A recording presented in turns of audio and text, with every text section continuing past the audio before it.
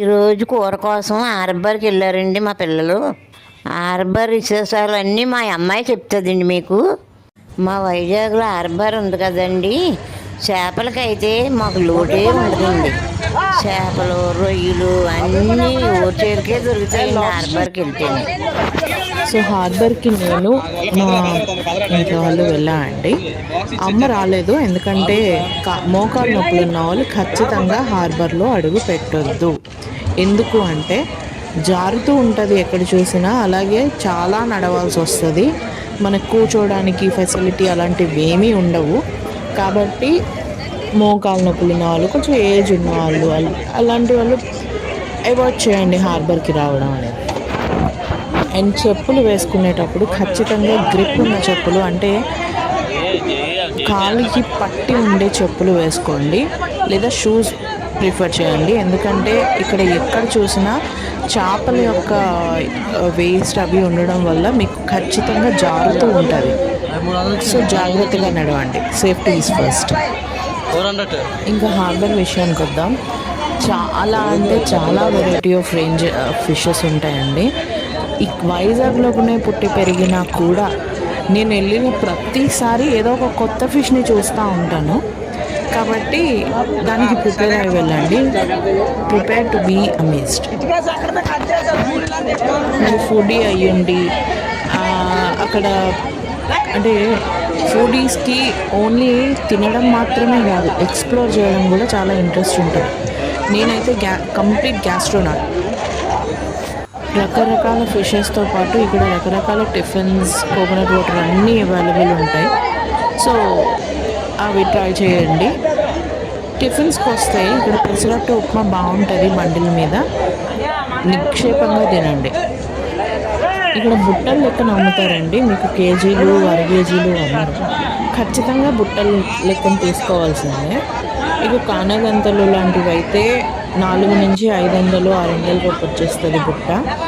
అలాగే ఇంకా చందువాలు అంటారు కదా, అంటే పాంఫ్రెట్ ఉంటాయి కదా, అవి అయితే ఖచ్చితంగా ఒక 1500 నుంచి 2000 వరకు ఉంటుంది బుట్ట. బట్ మీరు బయట కేజీ 1500, 2000 పెట్టి కొనే కన్నా ఇది బెస్ట్.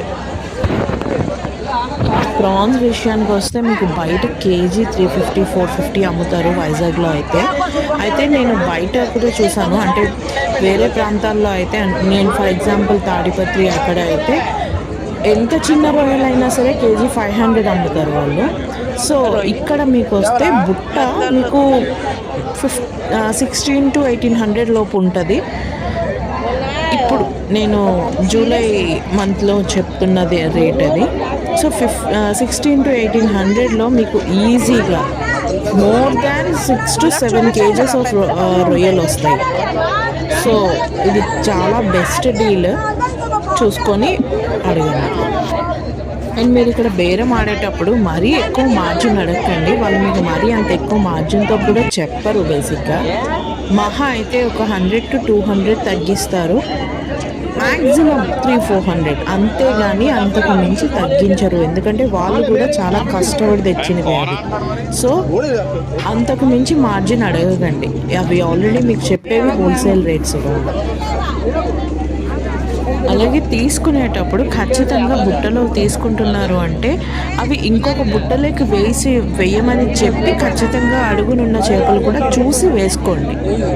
అవి బాగున్నాయా, పాడయ్యాయా, లేదంటే ఏమైనా కొరికి ఉన్నాయా, అలాంటివి కూడా కొన్ని చూసుకొని వేసుకోండి. ఇక్కడ చాలామంది అక్కడికి వచ్చిన తర్వాత వేరే వాళ్ళని అటాచ్ చేసుకుని, ఫర్ ఎగ్జాంపుల్ మీకు బుట్టడి చేపలు బాగున్నాయి అనిపించింది, బట్ మీకు అంత అవసరం లేదు. సో దట్ మీరు ఏం చేయొచ్చు అంటే పక్కన ఉన్న వాళ్ళని అడగండి, కలిసి తీసుకుందామా అని. ఒకవేళ వాళ్ళకి ఇంట్రెస్ట్ ఉంటే ఖచ్చితంగా ఇద్దరు కలిసి ఒక బుట్ట తీసుకుంటే మీకు ఇంకా తక్కువ కాస్ట్కి పడుతుంది. అప్పుడు మీకు కొంచెం లాభంగా ఉంటుంది.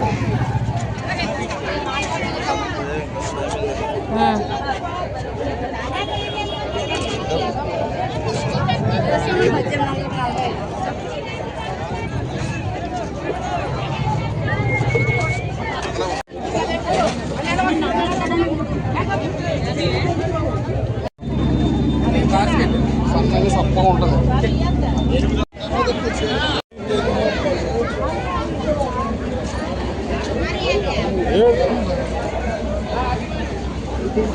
మేమైతే పండుగప్పు తీసుకున్నాం, అలాగే మెత్తన్ పార్లు అంటారు అవి తీసుకున్నాం. ఇవి ముళ్ళు ఎక్కువ ఉండవండి, అసలు సింగిల్ బోన్ ఫిష్ అనమాట. ఇవి చాలా అంటే చాలా బాగుంటాయి. పండుగప్ప నార్మల్ ట్రెడిషనల్ కర్రీకి, మెత్తని బార్లేమో మమ్మీ కుర్మా చేస్తానన్నది. సో ఇక్కడ నుంచి ఇంకా మా మమ్మీ చెప్తారు మీకు, ఎందుకంటే వంట బాధ్యత అంతా అమ్మది కదా.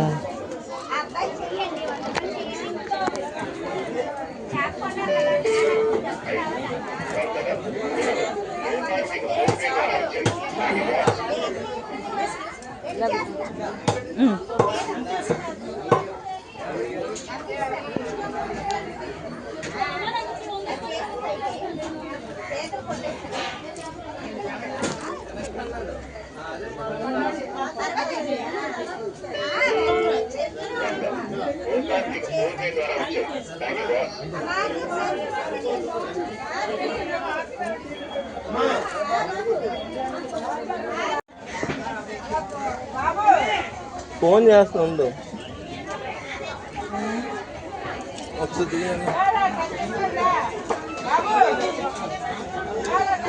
ఒక్క నిమిషం.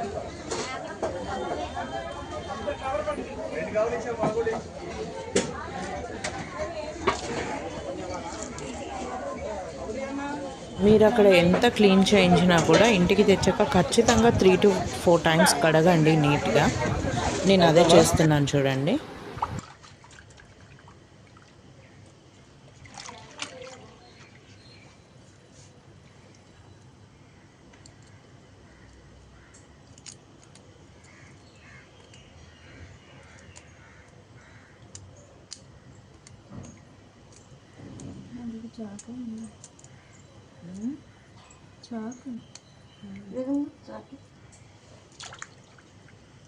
ఏంటమ్మా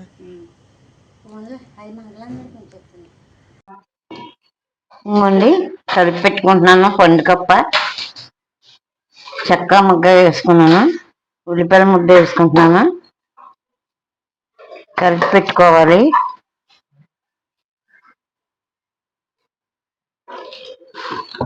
ఇది తాలింపు వేయకూడదండి,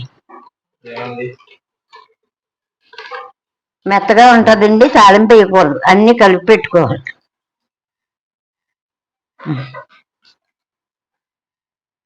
పసుపు వేసుకుంటున్నాను. తాలింపు వేసుకునేది ఇప్పుడు వంట అండి. కలిపి పెట్టుకునేది గోదావరి జిల్లాలో చేపలు ఎలా కలిపి పెట్టుకుంటారు. పసుపు వేసుకున్నానండి, కారం తగినంత. మేము కొంచెం కారం ఎక్కువే తింటామండి.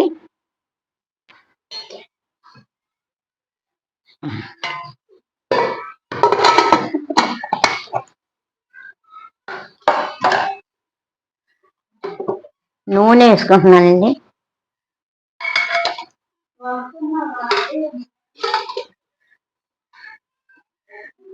చేపల్లో కొంచెం నూనె ఎక్కువే పడుతుందండి. చింతపండు పిసుకుంటున్నాను.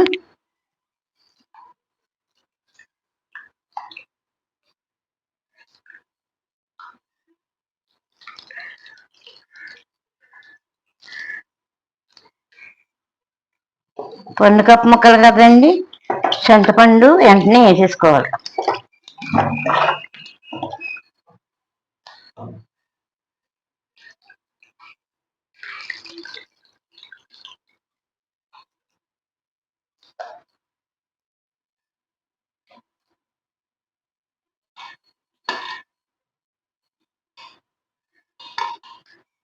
కరివేపాకండి, పచ్చిమిరకాయ ముక్కలు, బెండకాయ ఒకటి. బెండకాయ వేసుకుంటే చేపల్లో టేస్ట్ వస్తుంది. కొత్తిమీర అండి, దించేటప్పుడు మళ్ళీ వేసేసుకుందా. పొయ్యి మీద పెట్టుకుంటున్నాను. స్టవ్ అంటించుకున్నానండి, ఇంకో పొయ్యి మీద పెట్టుకుంటున్నా. పండు కప్పు ముక్కలు.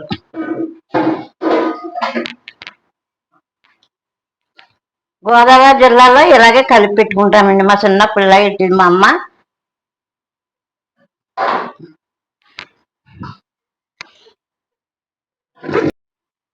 చూసారా ఎంత సింపుల్గా అయిపోయిందో. చేపల పులుసు అంటే పెద్ద అడాబడి చేయక్కర్లేదండి. ఉల్లిపాయల ముద్ద చేసుకుని, పచ్చిమిరకాయలు ఓ 10 వేసుకుని, ఒక బెండకాయ వేసుకుని అన్నీ కలిపి పెట్టేసుకుంటే చాలా బాగుంటుంది. సింపుల్ ప్రాసెస్ అండి. ఇలాగ గరితో తిప్పుకోకూడదండి ఎప్పుడు చేపల కూర. ఇలాగే అనుకోవాలి. సింపుల్గా అయిపోతుందండి. తాలింపు గింజలు అవి వేయకూడదండి అసలు. ఎక్కువ హడావిడి చేసుకోవద్దండి. చేపల పులుసు లాగైతే చాలా బాగుంటుందండి. ఒకసారి చేసి చూడండి. ఎక్కువ హడావిడి చేయొద్దండి. ఇలా కలిపి పెట్టేసుకుని శుభ్రంగా ఇలా చేసుకుంటే, కలిపి పెట్టేసుకుంటే సింపుల్గా అయిపోతుందండి. గట్టి ఎట్టి తిప్పుకోకూడదండి. ఇంకో మసాలా పొడి వేసుకుంటున్నాను. దించుకునేటప్పుడే మసాలా పొడి జల్లుకోవాలండి. ఇంట్లో చేసుకుని పెట్టుకుంటాను. కొత్తిమీర చల్లుకుంటున్నానండి. ఇంక ఇలా చల్లారిన దాకా ఓ పక్కన పెట్టేసుకుంటే చాలా రుచిగా ఉంటుందండి.